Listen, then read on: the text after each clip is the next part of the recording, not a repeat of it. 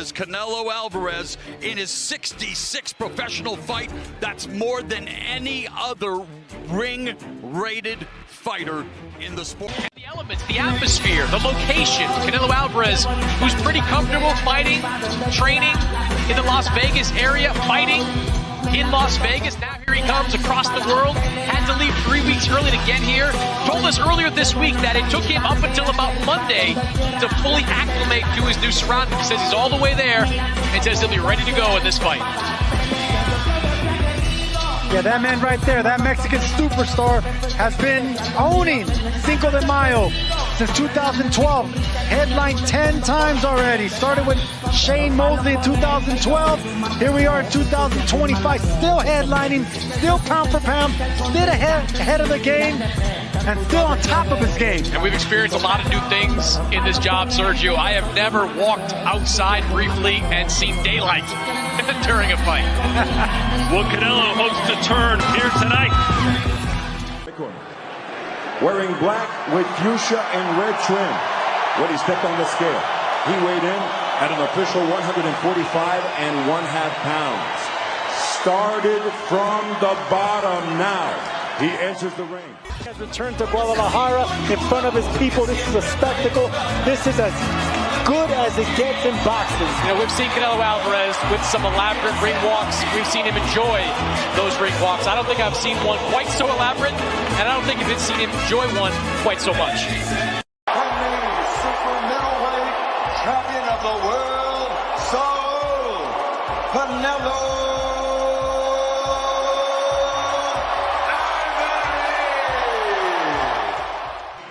Undefeated 3-division pound-for-pound king with 33 victories, 24 of those victories coming by way of KO. The former lightweight, former undisputed super lightweight, and tonight making the first defense of his WBO welterweight championship of the world. Born, bred, and repping Omaha, Nebraska, Terence Crawford.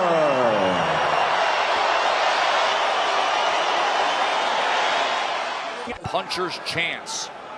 When Terence is counterpunching, he's coming out on that and make Comes forward, and Bud Crawford was hurt. And the ruling data. Terence coming in, or when he's waiting, he landed that shot right on the chin. He hurt Terence bad. 5'8", but he fights as a longer fighter. And Crawford's landing 30%. He had a 19-10.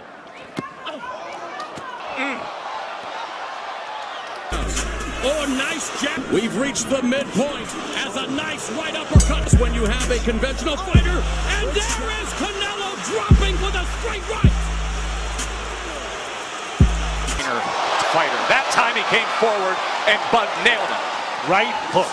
26-0, 14. There's a big right hand that drops. We'll try to hurt him here. Another big right hand by Canelo. The right hand lead against the lefty. Last round from Bud Crawford. That was the signature punch of that second round. Round 3. Boxing. The best thing is the fighter needs to take almost everything. You paid all that money and had the biggest stage in boxing on Netflix, and that is really the best they could do. He knew that he could not beat Bud Crawford, which is why they basically paid him $100 million. Canelo later admitted he intentionally eased up on Crawford, revealing the truth during Joe Rogan's podcast. He explained that he never pushed to his full power and purposely held back throughout the fight. According to Canelo, he fought at half speed, stayed flat-footed, and let Crawford appear far sharper than reality. He also revealed that business, money, and high-value contracts influenced the entire bout, claiming he was paid to relax his intensity rather than compete at his real level. That works because it's not pay-per-view. They still Netflix putting up the money. So I'm saying, so they don't get no back end then. No, there is no back end. There's ticket sales. Yeah, because pay-per-view, the back end is the most. There's no pay-per-view.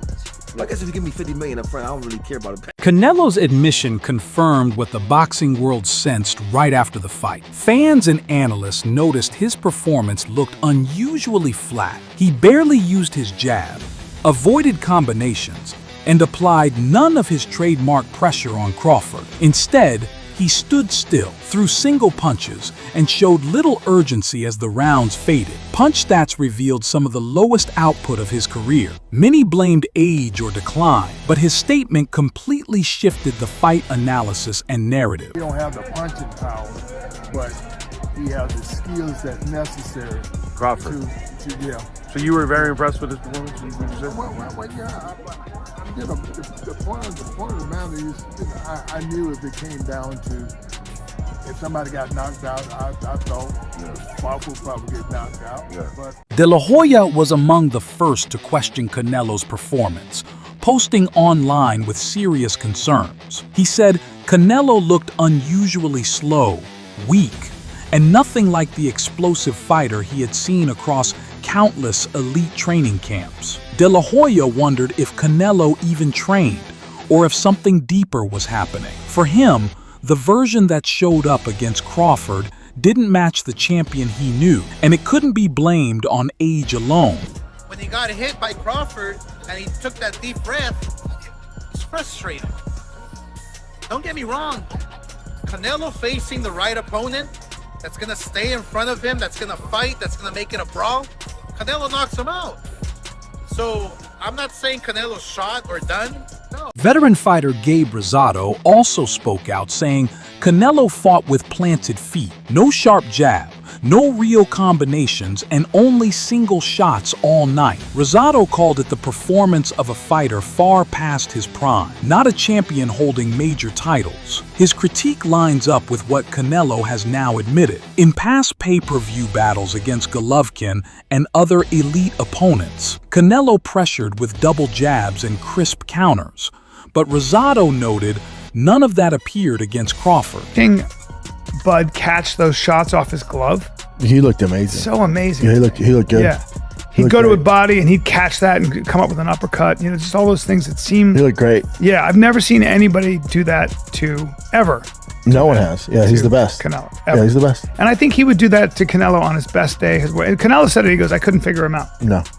Clarissa Shields suggested Canelo's body was simply breaking down. He wasn't moving like before. His combinations slowed, and his legs looked completely drained. To her, it felt like the natural finish of a long, high-pressure career. The idea seemed believable in the moment. David Benavidez, one of Canelo's biggest critics, has long argued that Canelo avoids dangerous challenges and picks favorable fights. After the Crawford showdown, Benavidez doubled down, saying Canelo no longer wants real risk. For his boxing business? Because, you know, the fighters always get the less money, and some of the fighters they need to take the money, the guarantee money, right? Because they don't make a lot of money in the fights, right? But they Canelo's recent moves, according to Benavidez and others, show he's focused on securing massive paydays, and Benavidez believes he'll keep following that business strategy. Oscar De La Hoya told Fight Hype that Canelo isn't declining. His results depend on smart matchmaking and the right style matchup. De La Hoya said if Canelo faces a forward-pressing fighter who engages in a real fight, he can still deliver a knockout. It's ultimately about strategy, marketability, and maximizing revenue. You see, Canelo is a strong fighter, and every punch he throws comes with power, right? That breaks down the body. Physically, his body is breaking down. Plus, he just had a kid. Canelo wants to go enjoy his life. He wants to keep his wits, keep his mind together, stay sharp, and go enjoy a little bit of that money that he just made. But he could not pass the torch to somebody that didn't respect the game. Canelo's at the top of the list. According to De La Hoya, many still think Canelo can still compete at a high level, but only against styles that suit him. Eddie Hearn disagrees. In his Sports Illustrated interview, he stressed the massive commercial value and competitive drama of a Crawford rematch. Hearn says, the real question is whether Canelo can silence retirement rumors. Fans want to see if Alvarez adapts or if Crawford forces him out. Hearn believes Canelo can reinvent his style and create major problems. You've been training Crawford for years. Is he retired or is he going to keep fighting? He just got to take a break. Is Terence Crawford retired or is he going to keep fighting? Oh, he's going to keep fighting. He's going to keep fighting? Yeah. You're the man. Be man. Hey, congratulations. Enjoy the win. Thank you. In their first showdown, Canelo opened strong, controlling the early rounds with sharp, calculated counters that kept Crawford.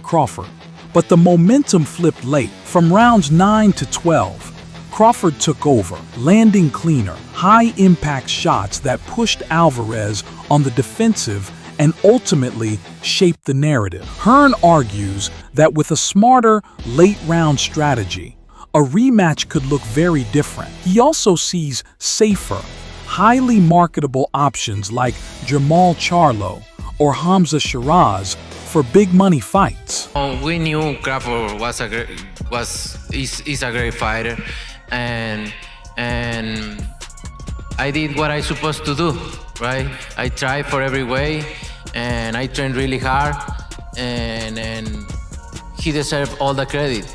No, I tried. Chris Eubank Jr. believes a rematch could be massive, insisting Canelo Alvarez still has the elite tools to rewrite the story. He says Canelo's experience, power, and market-driving star value remain unmatched when used with the right strategy. Trainer Robert Garcia agrees, noting that hunger and high-level focus will decide everything. He told Fight Hype that Canelo must avoid his first fight mistakes and apply full power from start to finish, because his skills are intact, but intensity will define his future. I would love to see the rematch. I think in the rematch, if he comes back with the hunger that he needs, he could beat Crawford. Because Crawford, you know, is very talented, but I think Canelo could beat him. Canelo's strong, man. Canelo's strong. Canelo could take a good punch. So I think he could just go and don't respect his punch and throw punches even though you're gonna get hit,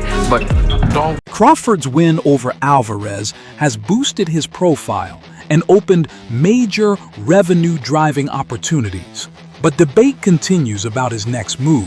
Many experts believe he may avoid the most dangerous contenders. Fighters like David Benavidez, Dmitry Bivol, Diego Pacheco, and Bektamir Melikuziev carry serious size, power, and knockout danger, making those matchups high risk with limited reward. Instead, analysts expect Crawford to target marketable, high-paying names such as Jermall Charlo or Hamza Shiraz.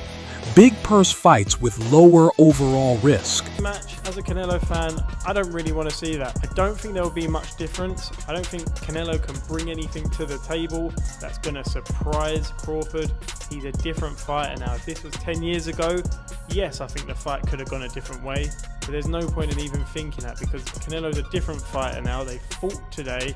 They fought when Crawford is older as well. So I can't be trying to say, well, Canelo's not. The business side of boxing plays a powerful role in everything unfolding now. Crawford's victory gives him the leverage to secure massive, high-value paydays.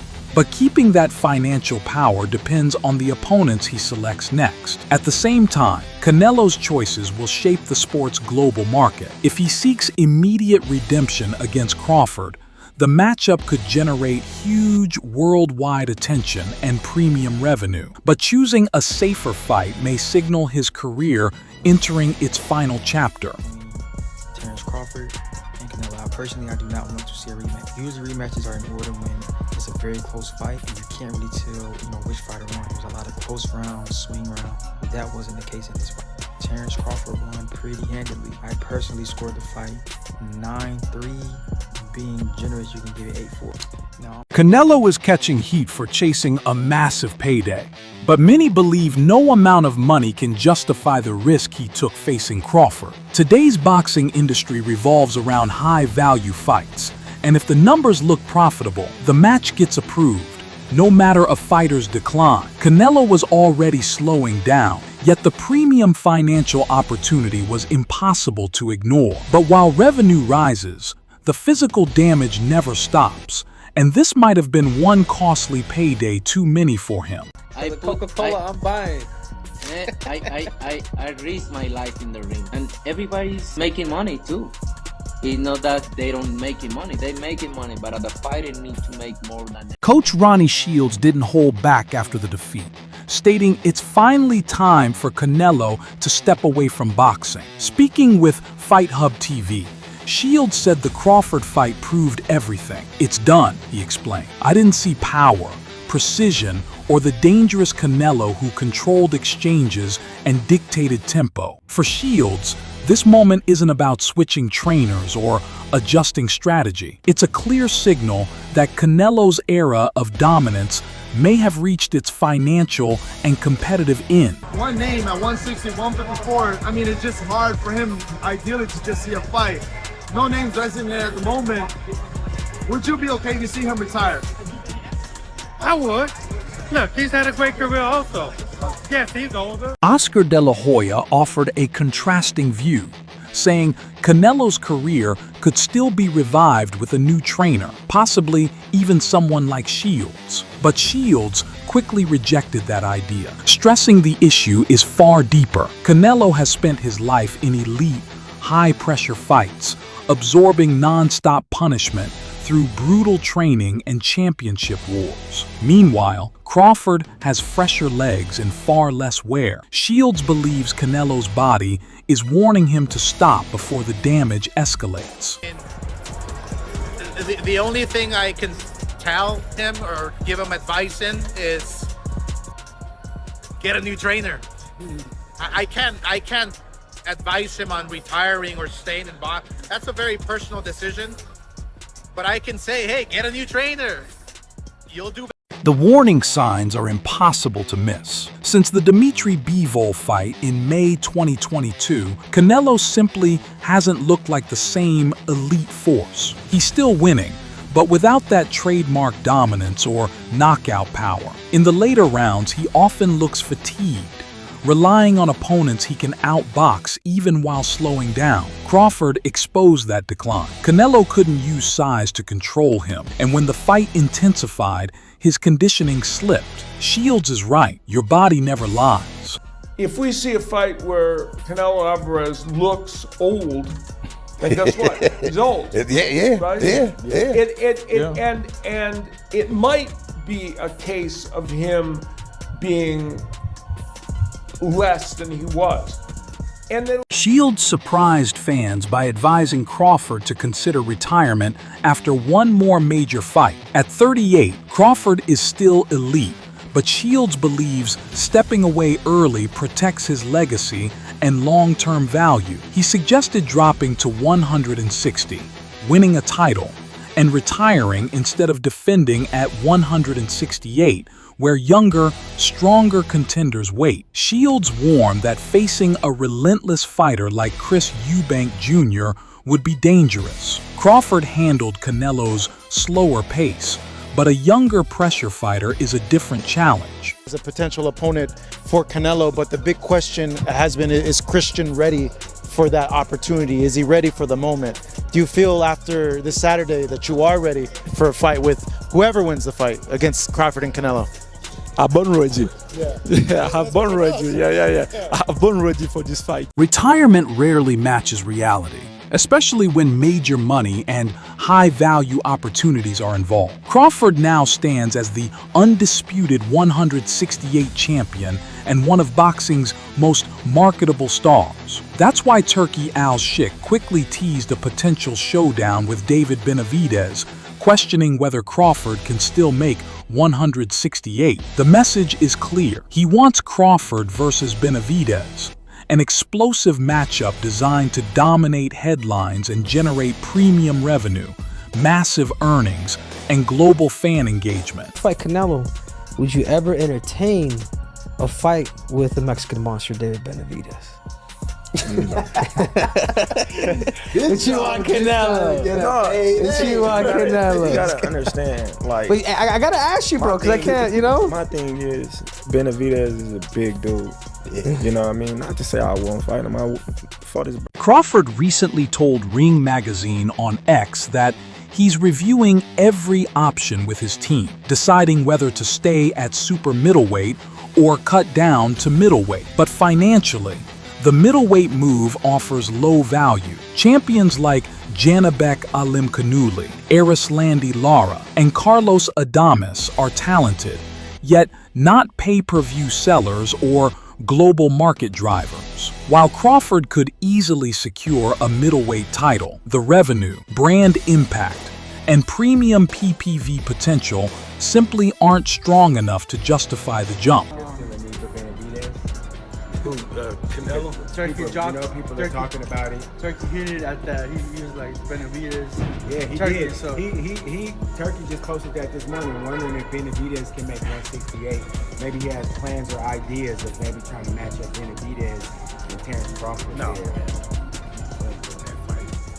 Benavidez is viewed as the golden ticket in today's boxing landscape. The real question is whether he can still make 168, because if he does, this championship showdown becomes huge. Young, undefeated, and dangerous, Benavidez brings elite power, while Crawford's experience and high IQ skills keep him a real threat despite the weight jump. Fans exploded online, some predicting Bud's masterclass boxing, others backing Benavidez's size and pressure. One thing was clear: this is a premium fight worth making. This fight, it's a storyline there. You beat my brother. I need that revenge. I'm the Mexican monster. You a pound for pound great. You coming up. Let's do it. If Terence Crawford beats David Benavidez, I don't even think he needs to fight Canelo. You automatically have to put Terence Crawford in top 5 or top 10. Other major names are still in the conversation. Dmitry Bivol and Artur Beterbiev at 175 remain real possibilities. And if Crawford moved up and won, it would be a truly historic, high-value moment. Jaron Ennis and Virgil Ortiz are active, but staying at welterweight limits the hype after Crawford dominated that market. Sebastian Fundora is another unpredictable option. At this stage, the only fights that matter for Bud are the ones that deliver massive pay-per-view revenue. His legacy is already cemented. Bud next, since Bud's so strong. That's what I said. Why you talking about 54? None of them dudes gonna get you up. If you truly beat Canelo, why not be the greatest fighter in the existence of boxing? Like, Bivol was the only dude to beat 2 undisputed active champions. Like, he beat Canelo as an undisputed champion, and he beat Beterbiev as an... Isn't driven by mandatories or rankings. It's powered by high-stakes fights that create massive global buzz. Wealthy promoters have reshaped the boxing market, and stars like Crawford now sit in a perfect position to cash in. So, even with voices like Ronnie Shields suggesting retirement, it's unlikely Crawford walks away. The payouts are huge, the global spotlight is intense, and the chance to cement his legacy remains wide open. You've been training Crawford for years. Is he retired or is he going to keep fighting? He just got to take a break. Is Terence Crawford retired or is he going to keep fighting? He's going to keep fighting. Is he going to keep fighting? Yeah. You're the man. Be man. Hey, congratulations. Enjoy the win. Fans are already imagining bold new paths for Crawford. Many believe he should chase a middleweight crown and then jump to light heavyweight for a blockbuster showdown with Bivol. Doing that would make him only the second fighter ever to win titles in 7 divisions, surpassing even Mayweather's historic legacy and boosting his claim as an all-time great. Others say, skip 160 and 175. Fight Benavidez now. In the end, elite money, massive paydays, and global hype drive every move.